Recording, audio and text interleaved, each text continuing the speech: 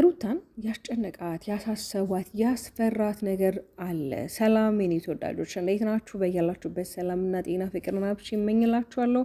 ለዚህ ዩቲዩብ ቻናል አዲስ ከሆናችሁ ላይክ እና ሼር፣ ሰብስክራይብ እንዲሁም ሀሳባችሁን ኮሜንት ላይ አጋሩኝ። አብርሃም አሁን ላይ ምርጫውን ምንድነው ያደረገው? ሽሽት፣ መሸሽ፣ መራቅ፣ ከነገሮች መራቅ፣ ከሁኔታው መራቅን ነው እየመረጠ ያለው። እንግዲህ ሩታ በጣም ተጨንቃለች። በጣም ውስጧ ፈርቷል አይደለ? ይህም ደግሞ ለልጇና ለልጇ ስትል ነው እየፈራችም የተጨነቀችም እየደነገጠችም። በተለይ ደግሞ አብርሃም አሁን ላይ እያሳየው ያለው ባህሪያት ሩታ የማታውቀው ባህሪ ነው እየሆነባት ያለው። በጣም የተለዩ ባህሪዎችን ያሳያለው። ለምን ምንድነው እየተናገረ የነበረው? ልጄን አደራ የሚለውን ጥያቄ በጣም የደጋገመው ነው። አደራውን እያበዛባት ነው እና እሷም ግራ ገብቷታል። ለምንድነው 10 ጊዜ አደራ የምትለኝ? ምንድነው? ወዴት ነው የምትሄደው? ለ3 ቀን አይደለም ወይ የምትሄደው? ትመለስ የለም ወይ? ከዚህ በፊት እኮ በጣም ረጅም ጊዜያት እኮ ሳንገናኝ ልጅ ሳታየው እንኳን ቀርተ ይህንን ቃል አላልከኝም። አሁን ላይ ግን አደራውን አበዛከው። የት ነው የምትሄደው? አትመለስም ወይ? ስለዚህ እቺ እንስት እንግዲህ ትጨንቃለች፣ ታስባለች አይደለ? ለማን ስትል? ለልጇ ስትል በቃ ለልጇ ዋጋ እየከፈለች ነው። ልጇ ያለባት እንዲያድግ አትፈልግም። ልጇ የአባቱን ፍቅር አድጎ እንዲያድግ ስለማትፈልግ ነው። አይታችኋል። ልጁ እንኳን ከእናትና ከአባቱ ጋር ሲሆን ያለው ደስታና ያለው ፌሽታኛ እንኳን እየተመለከትን ነው አይደለ? አብርሃም ደግሞ አሁን ላይ መሸሽን ሲያው ምርጫ ማድረግ ያለብክ የእውነት አንተ ኢንጆይ ማድረግ ከሆነ የምትፈልገው እኮ ሩታንና ልዑልን ይዘህ እኮ ቆንጆ ታይም ቆንጆ ጊዜ ማሳለፍ ትችላለህ። ብቸኝነት መፍትሄ የለውም። በነገራችን ላይ ብቸኝነት መፍትሄ የለውም። ያው አንዳንድ ጊዜ ከነገሮች ርቀን ራሳችን እናዳምጣለን አለ አይደለ? የሆነ ራሳችን የምንሰጠው እኮ ጊዜ አለ። ግን ደግሞ ከቤተሰብ ጋር ያለ ጊዜ ደግሞ ከየትኛውም የበለጠ ቆንጆ ጊዜ የሚታለፍበት ጊዜ ነው፣ ከቤተሰብ ከልጅና ከሚስት ጋር አይደለ? ያን ነገር ግን ደግሞ አልፈለገውም። አብርሃም እንግዲህ አሁን ላይ በቃ እውነታው በጣም ተደባብቆና ተሸፋፍኖ ማንም ሳይነግረው እንደቀረና ስለዚህ አሁን ራሱን ማዳመጥ እንዳለበት ነው እንግዲህ እያንጸባረቀ ያለው። እውነታው ግን የት እንዳለ ደግሞ ጠንቀት ታውቀዋለህ። ሩታም እየነገረችክ ነው። እንደዚህ አይነት ነገር ላይ ምንም አይነት እጇ እንደሌለን እየነገረችክ ነው። ያ ጥያቄ ደግሞ ዛሬ ሲነሳብም የሆነ አለ አይደለ እንዴት ምናምን አይነት ነገር ነበረ እንትን ስትለኝ ነበር ማለት በቃ አልፈለገውም። የሀሳብ እንዲነሳ በቃ ተለባብሶ የሆነ አለ አይደለ እንዲቀር ነው የፈለገው። እኔ አንድ እውነት መናገር ፈልጋለሁ። አንተ የእውነት በቃ የማትፈልጋቸው ከሆነ ሁለቱንም እነዚህ እንስቶች በቃ እንደማትፈልጋቸው መንገር እኮ ነው። ገባ አይደል? እዛ ጋር ሄርሜላ አንተ ላይ የሆነ ተስፋ አላት ከምትሰጣት ቦታና ክብር ሪስፔክት አንጻር የሆነ በቃ አለ አይደል ቦታ አላት። የሆነ በቃ ከዛሬ ነገ አብርሃም የሆነ ነገር ይለኛል። ዛሬ እንኳን እያያችኋት ነው አይደል? እዚህ ምስሉ ላይ እንደምትከት እጇን እንቃርጉ ይዞ ነበረ። ስለዚህ ሩታ ራሱ ልክ እንደምትፈልጋት አይነት ስሜት እያሳያት የሆነ በረዥም ገመድ ስርዓት ያዝለቀቅ ከምታረጋት በቃ ካልፈለግካትም አይ እኔ ከአንቺ ጋር መኖር አልፈልግም፣ እኔ ከሄርሜላ ጋር ነው የምንፈልገው፣ ልጃችን ግን በሀገር እናሳድጋለን ብለህ እኮ መናገር ትችላለህ። አሁን ሁለቱንም ትፈልጋቸዋለህ። በቃ ለአንተ አሁን ሁለቱም አንተ ህይወት ላይ አስፈላጊ ሰው ናቸው፣ መለየት አትፈልግም። ያ ደግሞ ሊሆን አይችልም። አንዷ ነው መምረጥ ያለብህ። ገባችሁ አይደለም? እንግዲህ ዳኒና ሄርሜላም ካለምንም ፍራቻ በቃ ኖርማል ነው ሩታ ቤት መጥተዋል። ሲመጡም እንግዲህ ለምን መጣችሁ? የመጡት አብርሃም ለመሰናበት ነው። አብርሃም እንግዲህ እዛ እንዳለ ዳኒ ነው የሚያውቀውና ዳኒ ነው ይዟት እንደሄደ እንግዲህ የተናገሩ ያሉት ቪዲዮ ላይ።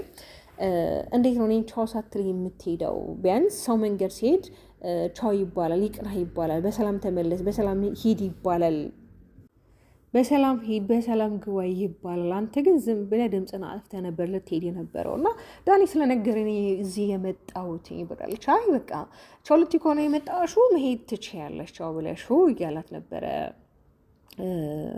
ኤፋ ማለት ነው። ኤፋ እንግዲህ ለምንድን ነው ብቻህን መሄድ ያስፈለገው? ለምንድን ነው ይሄ ሁሉ ጓዝ መያዝ ያስፈለገ? ልክ እንደማትመለስ አይነት ነገር ነው። በጣም ብዙ ልብስ ይዘካል። የት ነው የምትሄደው? ለምን እንደማትናገረው? አንተ ኩል 3 ቀን ብለህ 3 ሳምንት ላትመጣ ትችላለህ። ስለዚህ እዚህ ጋር እውነታውን ነግራት ለምን አትሄድም? ታስባለች፣ ትጨነቃለች።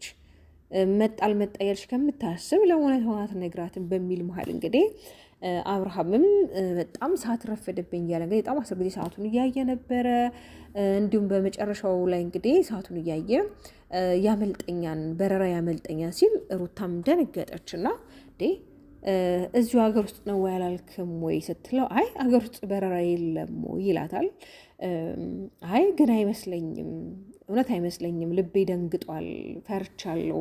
ለምንድን እውነታውን ማትነግረን? በቃ የምትሄድበትን ቦታ ለምንድን እውነታውን ማትነግረን? እኛ እኮ አትሄድ አላልክም፣ ግን እውነታውን ንገረን ነው እያልንክ ያለ ነው እያለችው ነበረ።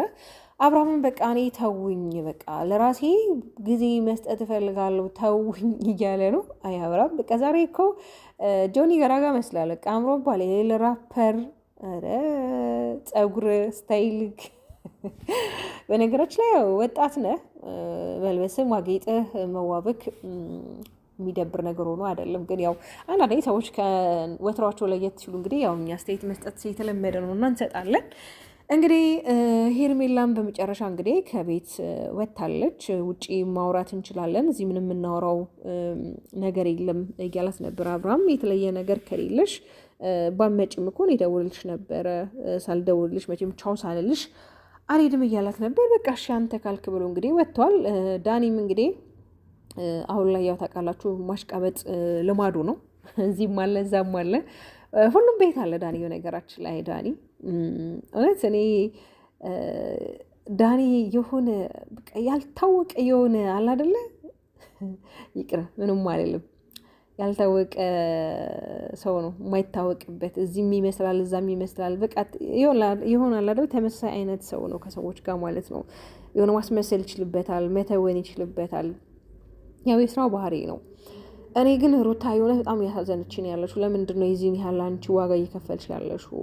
ለምንድን ነው በዚህን ያህል ነገሮችን በቃ አይደለ እንዲሄዱ እያደረግሽ ያለሽው? በቃ ካልፈለገ አብራም አልፈለገ ነው ማለት። አንድ ሰው ሳትፈልጊ ወደ ህይወትሽ ራሱ ብትመልሹ አንቺ ህይወት ላይ አይቆይም። ለምን ይሄ ሰው ወደ አንቺ ህይወት ራሱ ቢመጣ እኔ ይመስለኛል በድን አካሉ እንጂ ልቡ አንቺ ጋር ላይሆን ይችላል።